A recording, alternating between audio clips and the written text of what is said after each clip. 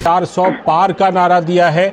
वैसे में जो तेलंगाना की 17 सीटें हैं, भारतीय जनता पार्टी की पूरी कोशिश होगी कि अपनी पार्टी के लिए भी और उनके जो गठबंधन के सहयोगी हैं उनके साथ तेलंगाना की 17 सीटों में से ज़्यादा सीटों पर जीत दर्ज की जाए। लालचंद्र, अब तो 400 पार के नारे दक्षिण भारत की जनता भी लगा रही है। 370 बिल्कुल, ये भारतीय जनता पार्टी 370 के आंकड़े को पार करना चाहती है, 370 के आंकड़े को छूना चाहती है। और 400 पार का जो आंकड़ा है, निश्चित तौर पर वो अपने जो सहयोगी दल हैं उनके साथ मिलकर 400 का आंकड़ा पार करना चाहती है। आपने उत्तर भारत के अंदर तो 400 पार का नारा आपने सुना, लेकिन दक्षिण भारत के अंदर जब इस तरह के नारे लगते हैं तो एक बड़ी उम्मीद किसी भी राजनीतिक दल को जगती है। और निश्चित तौर पर भारतीय जनता पार्टी को उम्मीद जग रही है, क्योंकि सबसे बड़ी बात यह है कि दक्षिण भारत के अंदर युवाओं के साथ साथ जो महिलाओं की भागीदारी है जन समूहों के माध्यम से, वो यहां पर दिखाई देती है। हमने आज के रोड शो में भी ये तस्वीर हम लगातार देख रहे हैं कि महिलाओं की जो भागीदारी बढ़ रही है बहुत बड़ी उम्मीद पैदा करती है। और देखिए, महिलाओं की भागीदारी क्यों बढ़ रही है? महिलाओं की भागीदारी, युवाओं की भागीदारी बढ़ने के पीछे जो सबसे बड़ा कारण है वो है केंद्र सरकार की तरफ से, मोदी सरकार की तरफ से जो कल्याणकारी योजनाएं घरों तक पहुंची हैं। महिलाओं के लिए उज्ज्वला योजना हो, आवास की योजना हो, ऋण उपलब्ध कराने की योजना हो, किसानों के लिए अनेकों योजनाएं चल रही हैं जिसमें लोगों का जीवन स्तर काफी ऊपर उठ रहा है। वो सारी तमाम जो योजनाएं हैं वो जब लोगों को मिलती हैं, लोगों को अपनी सरकार, अपने नेताओं से जब उम्मीदें होती हैं, जब वो पूरी होती हैं, तो इस तरीके का जन सैलाब सड़कों पर निकलता हुआ दिखाई देता है। और अब दक्षिण भारत के अंदर भी ये सैलाब लगातार भारतीय जनता पार्टी के झंडे को लेकर आगे बढ़ेगा, उसको बुलंद करेगा, ऐसी उम्मीद भारतीय जनता पार्टी को भी है। और प्रधानमंत्री नरेंद्र मोदी तो लगातार इसके लिए प्रयास कर ही रहे हैं, क्योंकि प्रधानमंत्री नरेंद्र मोदी का शुरू से एक मानना रहा है कि कोई राज्य हो, वहां किसी भी सरकार हो, चाहे विपक्ष की सरकार हो, लेकिन हमने पिछले 10 वर्षों के अंदर हमने देखा कि हर राज्य को केंद्र सरकार से बराबर का पैसा हर राज्य को भेजा गया, हर राज्य की जनता के लिए, महिलाओं के लिए, युवाओं के लिए भेजा गया। और जब इस तरह की नीति और नियत किसी भी नेता की और किसी भी प्रधानमंत्री की रहती है तो लालचंद्र, तस्वीरें बदलती हैं।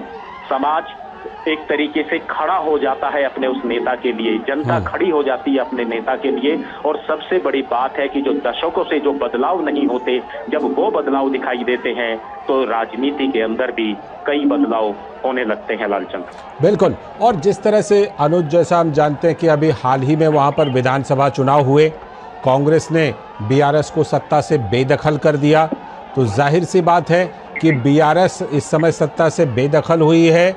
कांग्रेस पार्टी लोकसभा चुनाव में कहीं ना कहीं कांग्रेस पार्टी के ऊपर भारतीय जनता पार्टी को एक एडवांटेज रहता है। ऐसे में जो विधानसभा के चुनाव में भारतीय जनता पार्टी तीसरे नंबर की ताकत के तौर पर उभरी है, उसके लोकसभा चुनाव में पहले नंबर की ताकत बनने की भी संभावना दिख रही है तेलंगाना में। देखिए, उसका सबसे बड़ा कारण यही है। और लालचंद्र, जिस बात की शुरुआत मैंने की थी उसी को हम दोबारा मैं उस बात को बोलना चाहूंगा कि क्षेत्रीय पार्टियां, क्षेत्रीय दलों के अंदर जो पूरे देश के अंदर तो वंशवाद की राजनीति दिखाई देती है, वो तेलंगाना के अंदर भी रही। जो भ्रष्टाचार के जो बड़े बड़े मामले आते हैं वो तेलंगाना के अंदर भी रहे। और शायद इसी वजह से हम जानते हैं कि क्षेत्रीय पार्टियों का उदय जितनी तेजी से होता है, क्षेत्रीय पार्टियों का ग्राफ भी उतनी तेजी से ही गिरता है। राष्ट्रीय पार्टियों के अंदर जो एक ताकत होती है देश को आगे बढ़ाने की, राज्यों को आगे बढ़ाने की, ये निश्चित तौर पर अब दक्षिण भारत की जो राजनीति है, दक्षिण भारत की जो जनता है, वो इस बात को समझ रही है। बिल्कुल तीसरे नंबर पर आना, पहले नंबर की कोशिश करना। कांग्रेस को भी निश्चित तौर पर तेलंगाना के अंदर बढ़त मिली है। मुख्य मुकाबला इस बार हो सकता है कि कांग्रेस और भारतीय जनता पार्टी के बीच में ही हो। कौन कितना आगे बढ़ेगा ये देखने वाली बात जरूर है। और दूसरी सबसे बड़ी बात यही है कि क्षेत्रीय पार्टियों से आखिर जनता का इतनी जल्दी मोह क्यों भंग हो जाता है, ये एक सवाल राजनीति के अंदर एक बड़ा सवाल है। अब ये तेलंगाना के अंदर भी हम चाहे इसकी बात करें, तमिलनाडु के अंदर चाहे हम इसकी बात करें, क्यों दशकों तक हमने देखा, उत्तर प्रदेश के अंदर हमने दशकों तक देखा कि किस तरीके से, बिहार के अंदर हमने दशकों तक देखा किस तरीके से वंशवाद की राजनीति ने राज्य को पीछे किया, वहां के लोगों को पीछे किया। तो अब आने वाली जो पीढ़ी है, आज की पीढ़ी है, वो बहुत तेजी से बदलाव चाहती है, अपने इलाके का विकास चाहती है।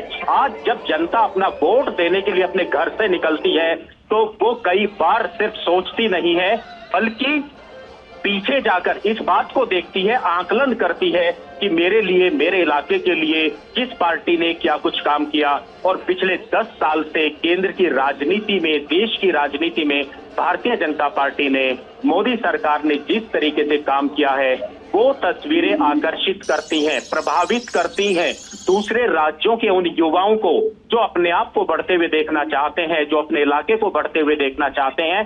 तो निश्चित तौर पर भारतीय जनता पार्टी ने जिस तरीके से अपनी एक पैठ अपने कार्यों से, अपने कामों से दक्षिण भारत के अंदर बनाई है पिछले 10 वर्षों में, उसी का रूप और स्वरूप इन तस्वीरों के माध्यम से सड़कों पर उमड़ती हुई इस जनता के माध्यम से लालचंद्र आप देख सकते हैं। और ये पहला रोड शो नहीं है। आप जिस इलाके के अंदर प्रधानमंत्री जाते हैं, दक्षिण भारत हो, उत्तर भारत हो, कोशिश करते हैं कि रोड शो के माध्यम से एक जनता के बीच में सीधा कनेक्शन हो, एक कनेक्ट हो, संवाद हो। और हमने तो कई बार देखा है कि प्रधानमंत्री रोड शो में भी कई लोगों से बातचीत करते हुए नजर आते हैं। एक एक व्यक्ति को अभिवादन करना, हाथ हिलाना, युवाओं का जोश जो है वो देखते ही बनता है।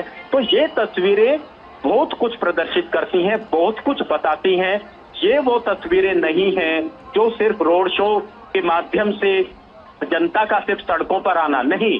सबसे बड़ी बात है कि इन रोड शो के माध्यम से अपनी एक भावनाओं का प्रदर्शन यहाँ की जनता प्रदर्शित करते हुए नजर आती है अपने प्रिय नेता के प्रति। और ये हमने देखा है कि जब प्रधानमंत्री चले जाते हैं उसके बावजूद भी घंटों तक सड़कों पर डांस करना, नृत्य करना, अपनी लोक परंपरा को जो है उसको प्रदर्शित करना, एक अनुभव फील करना कि आज उन्होंने अपने देश के प्रधानमंत्री के दर्शन किए, घंटों से इंतजार, घंटों तक उसके बावजूद भी डटे रहना, ये प्रधानमंत्री की लोकप्रियता है उनके कार्यों की वजह से, उनकी नीति और नीयत की वजह से। लालचंद बिल्कुल वो दिखाई पड़ता है जिस तरह से कि वो लोगों के साथ कनेक्ट होते हैं, लोग जिस तरह उनके साथ कनेक्ट होते हैं, ये सब कुछ दिखाई पड़ता है।